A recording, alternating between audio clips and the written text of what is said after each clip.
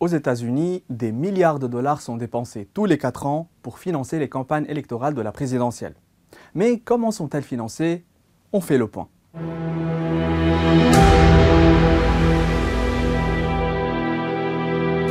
Entreprises, lobbies, syndicats, particuliers, chacun peut contribuer au financement des campagnes électorales américaines, à condition d'être citoyen américain ou résident permanent.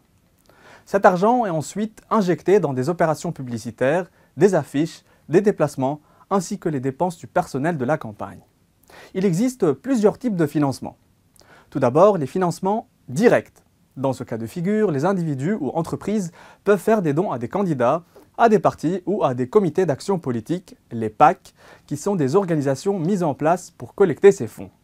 Mais attention, ce type de financement est plafonné et régularisé par la loi. Par an, on ne peut donner qu'un maximum de 3 330 $ à un candidat, 5 000 $ à un PAC et 10 000 $ à un parti politique. De leur côté, les candidats doivent divulguer les sources de ces contributions financières et l'usage de cet argent.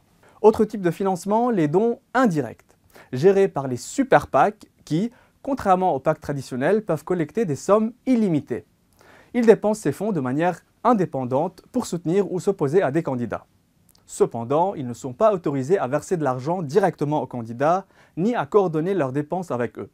Ils peuvent néanmoins financer des clips publicitaires ou des événements promouvant leurs intérêts politiques. A noter que depuis un arrêt de la Cour suprême en 2010, il est permis de lever des fonds sans aucune limite. Derrière ces sommes colossales, des milliardaires et entreprises ayant souvent une influence considérable et un agenda bien précis. Du côté républicain, on retrouve un important soutien de la part d'organisations anti-avortement ou qui défendent le port des armes à feu, ainsi que des contributions issues des secteurs agricoles et miniers.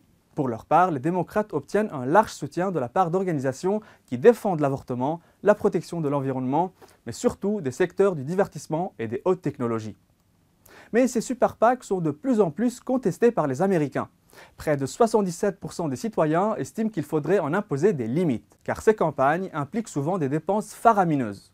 En 2020, la seule campagne présidentielle américaine avait coûté près de 6,5 milliards de dollars.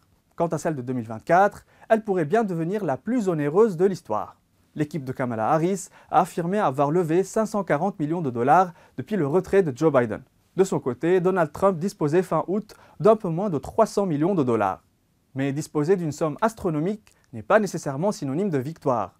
En 2016, Hillary Clinton a perdu face à Donald Trump, bien qu'elle ait récolté près de 2 fois la somme levée par son rival républicain.